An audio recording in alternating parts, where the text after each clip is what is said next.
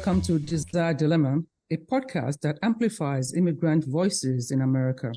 I'm Funmi Apantaku-Onayemi, your host. The whole world was alarmed when Russia invaded Ukraine on February 24th, 2022. Over 1 million Ukrainians who are immigrants in the US watched in horror as their citizens got killed and their cities got demolished. The largest number of Ukrainians had come to the US in the early 1990s after the fall of the Soviet Union. With the invasion of Ukraine in 2022, America has received over 300,000 asylum seekers from Ukraine. Just like many immigrants, the early Ukrainian immigrants have come to better their lives. The new Ukrainian immigrants left Ukraine to escape war, violence, and persecution. Although they have escaped the horrors of war, they still face challenges in their newly adopted country of America. These challenges can affect their physical, mental, and social well-being. On Desire Dilemma podcast, we'll discuss the desires of Vladimir Kharintosky, who escaped being drafted into the Russian army when he was only 16 years old. He left Ukraine at age 18 to settle in the United States. With me is Dr. Risa Jones, our podcast advisor. At age 18, Vlad, you had an opportunity to leave Ukraine with a theater company. Since then, you have stayed in the US. Why? I left when I was 18. That's the time of the draft. I left not Ukraine, I left Soviet Union, and okay. I was actually living and born in Moscow, but okay. my heritage partially is Ukrainian, and it's at that time Soviet Union was posting in the passport your authenticity or your nationality, in which it indicated that I was Ukrainian. I was considering this option as I was accepted to the first independent college of performing arts by International Arlequin Theater. And I studied Italian comedy of improvisation, Commedia dell'arte, with a group of other people. And slowly we were merging to become part of main cast of the theater company. So around 1990, I was already 1 year with the company, and they were slowly introducing us to the main stage. And I was also scheduled to fly with a arranged tour of our theater to United States. Meanwhile, way before that, every young man of age of 18 in Soviet Union, same in Russia right now, obligated to serve, to pay the dues, quote unquote, to your motherland and sacrifice 2 years of your life to the army. And historically, Russian army known as a one step away on horror comparing to the prison. And we're not talking about American prison where you could have your laptop or read the book and continue education. No, it's a hardcore situation. Same with the army. So while I was still in the high school, it was mandatory to complete a beginner's course of new soldier or something like that. In order to get a high school degree, diploma, you had to go and serving in special military camp for a couple of weeks or something. And that was horrible experience because we were controlled by ex-Afghanistan officers who used to serve in the army. And you could tell like those people are like just cruel and at such a level of patronizing and disrespect to anybody else. So at that time, I decided, okay, whatever it takes for me, I am not going to this institution, and I'll do whatever it takes for me to escape it And at that time, actually, a lot of people of my generation, you're trying to find the way to avoid health-wise, mental, you're trying to create yourself or find yourself some kind of scenario. People were breaking their own legs, their own arms, they find flat feet.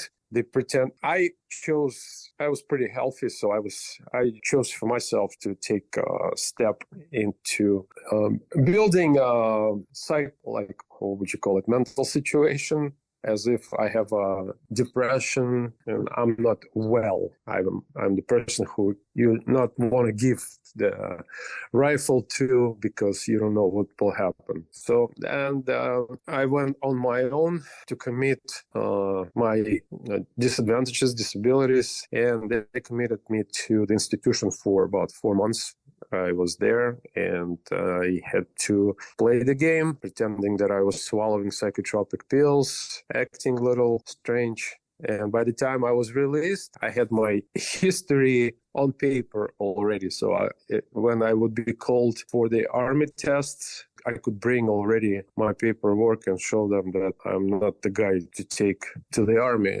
And when they called me for the office and they requested to bring that paperwork, here I had to perform again from scratch. All the new judges were sitting and looking at me and definitely identifying that I have some problem, that I was pretending. Of course, they sent me to get my paperwork, and the paperwork was lost. And at the same time, my theater company, which I was already part of, slowly was leaving for American tour. And I begged my director of my company, I said, if you got visa and passport for me, just put me on the plane as soon as possible, because I cannot afford to go again to the institution while everybody is going on a tour. So next day, we had open day tickets. They put me on the plane, and I still remember the moment when I was looking through the window of the airplane, looking at those stupid police, they actually called militia at that time, militia jeeps, cruising around. I was just waving my hand silently and saying, okay, I will never have to see this thing again in my life. And those were the background story in getting you to the point where you felt that you had to make the drastic move to leave the country and come to the U.S. Yes, I was torn apart too, because my sister and my father were still living in Moscow. My father had like a really poor health condition, and my sister was only 11 at that time. We didn't have mom because she took her life when I was almost 12. I was 11 and she was 4, so I was everything to my sister. I was trying to follow your story from the fact that from the moment in which you decided you live in your country to America. So you came with the theater with your group. And so what happened between you being with them, performing with them? How did you then stay? How did that happen? Because it's not easy to move from changing that whole plan, especially with immigration services, to now say, I'm definitely going to stay in America. How did you transition? Could you tell us that? Well, I think visually, if you want to imagine what I went through, is the great example movie with Robin Williams, Moscow on Hudson, when he is asking for political asylum in the supermarket. It was not that comical, but almost the same way. Yes, we came to the tour. It was about 50 people. So that notion that I will leave them was also like tearing me apart. I didn't want to leave. Finally, I found joy in life. I found little escape in that gray, depressing environment of being in the Soviet Union. That was like paradise, the oasis for me. And when we got here, the idea never left me to separate, but I was tormented till the last day. And finally, I made my own decision when theater was here already for about a year. All the performances that we were counting on never happened. I don't know who was planning our tour, but it went completely, everything went wrong. We played maybe a few shows, and the theater company started slowly. People started leaving and asking for asylum, applying for colleges, doing this, doing. Out of 50 people, 15 left. They stayed in the United States. So I was the last person to do the same thing. I stayed in touch with people who left. I was taking their advices. What routes did they take? What their suggestions for me to do? I guess I got lucky because I was surrounded by Russians, Americans, people who already were here, and they were able to share as much as they could. And little by little, I felt confident that nothing will go wrong with me being in the United States. I think when we talked earlier or before today, you talked about how they were coming for you and you found a way to escape.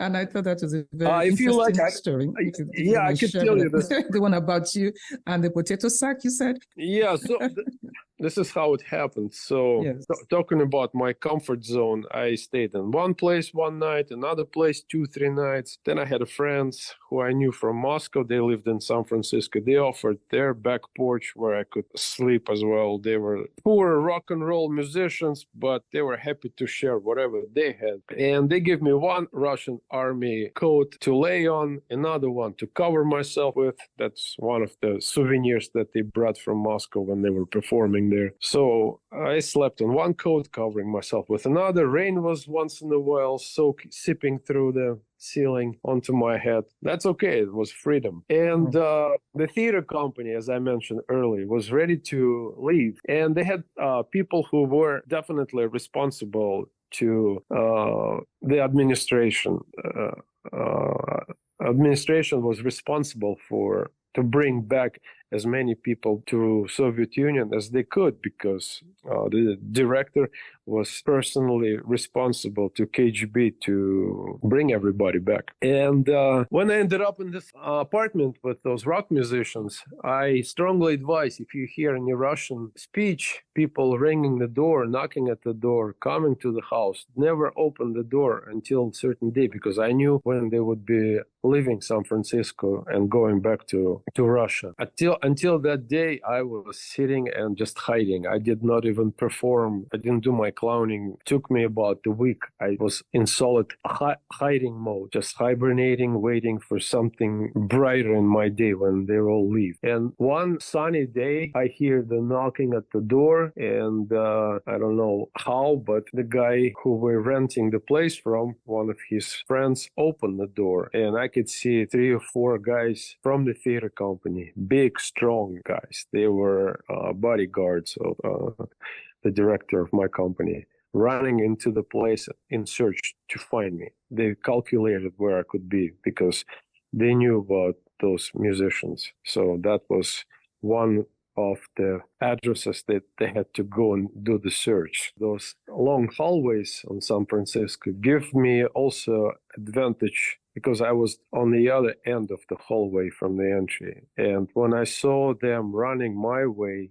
I immediately had to escape somewhere. There was a door to the basement, so I ran to the basement, and I was desperate to find the safe spot, and I couldn't. Everything was exposed, the boxes, the tchotchkes. Then I see this coffee bag, empty coffee bag, the big giant where they have 100-pound weight mashed bags. I jumped in one of those bags, and I was sitting breathless inside of the bag through the mesh, looking what will happen to me. The guys passed by me a couple times. I'm glad they didn't kick the bag just to see if anybody's there, but they were 6 inches away from me. And I guess it was my final pantomime moment when I had to pretend that I'm dead, and not move at all. When they left, the relief and catharsis was through the roof. The adrenaline I experienced, that was one of the highest in my life. Wow. This is the beginning of the free days for me.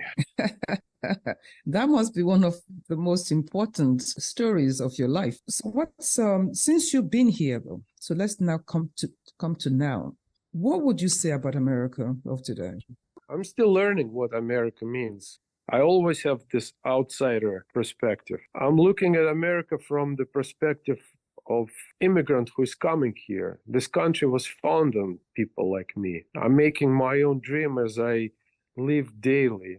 but I'm also learning about history of this country. And history of this country reveals its horrors too, its truths. But what I like about this country is able to admit mistakes, is able to look at history and able to criticize and move on and perhaps ask for forgiveness. One of the things you shared with me when we spoke, you talked about the fact that you came from a very racist country.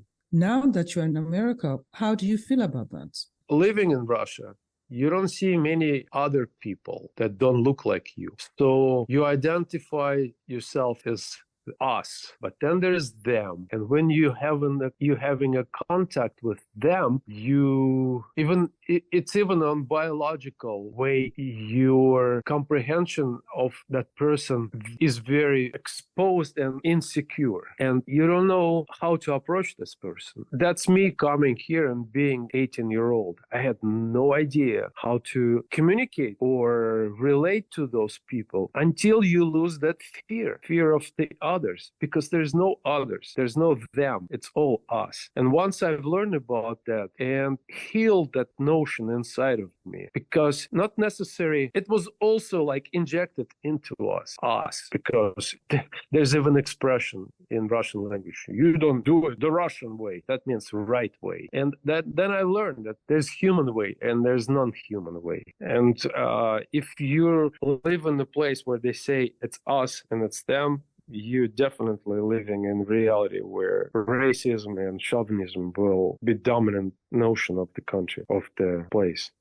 So in light of the war in Ukraine, how are you coping with being here and watching the news? And because even I can't stand it. I just couldn't look at it on television. How are you able to bear the war, what you see on TV? I don't watch TV, number one, but I'll tell you one thing. There's not much independent news. I want to see the objective picture. So I'm learning a lot from Ukrainian analysts. I'm listening to the Russian journalists who are in exile, their perspective. And I'm able to make my own picture of what is going on. And honestly, I'm about on the way to work, turning it on, listening. On the way from work, when I do the dishes or cook dinner, I'm on this war. And when I have free time, I go to the basement and I do I do fine art. So right now I'm working on a series of paintings that I want to call my own special military operation. I'm making my anti-propaganda paintings dedicated to the subject. Well, if we have to really go into the politics of the world, it will take forever to really see where we belong in all of this. But I really appreciate your time, especially you telling us, this is a story that is so different from what we've heard from so many people, the struggle to even come here. And so at this time, I just want I want Dr. Jones to chime in. Dr. Jones, what's your summation?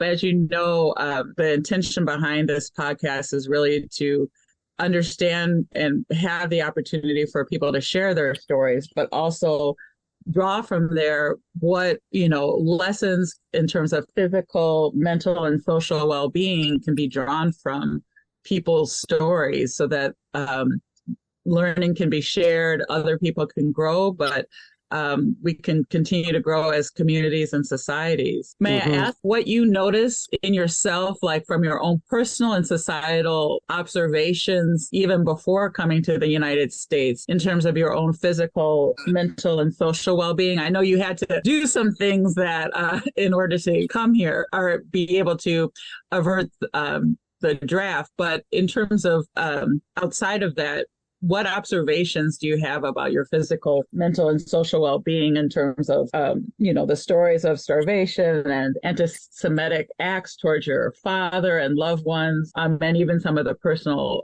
tragedies in terms of losing your mom at such an early age? Mm-hmm. I tell you one thing, this country made me heal, and I was surrounded by so many wonderful people, friends, who were able to give me that notion of love and empathy, maybe what I could have received from my mom. I don't know. But I don't know. From all this experience that I had there, where that unnecessary stress or fear, insecurity, very imbalanced, I would say, state of being, and depressed. Mm-hmm. And what does healing mean to you? Healing means finding your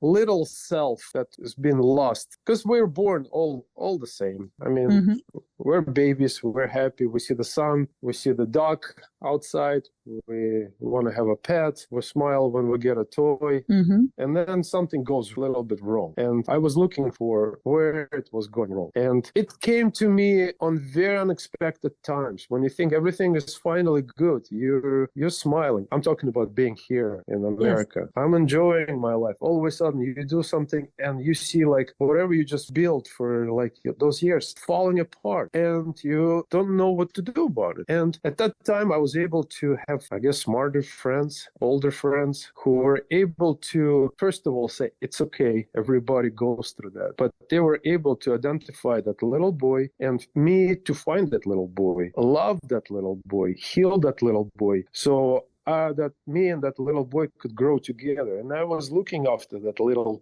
plant mm-hmm. in such a careful way. And because I have my own son right now, and I got to a point when I was confident that I feel good about myself. I'm strong already. I'm healed. If I see those moments will haunt me again, I already know how to deal with them.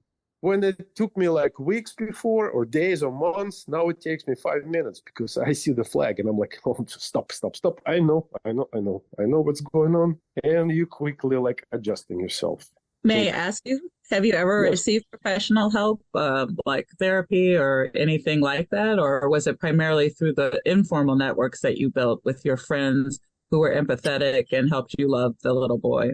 I do art, so that's my meditation, that's my healing, and books. I believe I've done before some sessions with professionals, but I think it was another game of manipulation. And I think being able to being open and being receptive, capable of learning and changing, it takes a lot of pain, helps a lot. But the art is a confirmation, because when you meditate on something, the old thoughts are coming to you, but you're able to look at them as you mix colors and like perfecting some kind of shape. The same conversation you have with yourself come back to you, and you're able to have a conversation with yourself, looking at those things and putting the puzzle back where at that moment probably it's the right place. I just want to say people should find things that they're really into and do it and share it, and find friends, and don't be afraid to sit at the coffee shop and talk to strangers. You never know what kind of things. Coffee shops healed me. That's where I found my friends. I was sitting, drinking coffee, reading books, and learning English from strangers and talking to them. That's it. You got to open up. Thank you so much for your sharing some of your perspectives on healing and art and creative expression as coping strategies, and I definitely appreciate it. Well, thank you so much. That you've told us quite a lot, and we have so much that we can actually not only take from, and we're grateful for that. And thank Dr. you. Jones, you're always so good at just bringing everything together so that our audience will at least be able to take something that they can use. It's a takeaway that so many people can find useful even in their own lives. So at this time, I want to thank you, Vlad, and I want to thank Dr. Jones for coming, and I thank you for sharing. To our audience, thank you all for listening to our podcast on immigrants' desires to come to America and their dilemmas in staying in America. We hope that this information has been helpful and informative. Join us again next Friday as we bring you our next episode of Desire Dilemma, a podcast that amplifies immigrant voices in America. Please like, share, and subscribe to our podcast on YouTube. Feel free to contact us on desire.dilemma@gmail.com. Thank you and have a wonderful rest of your day.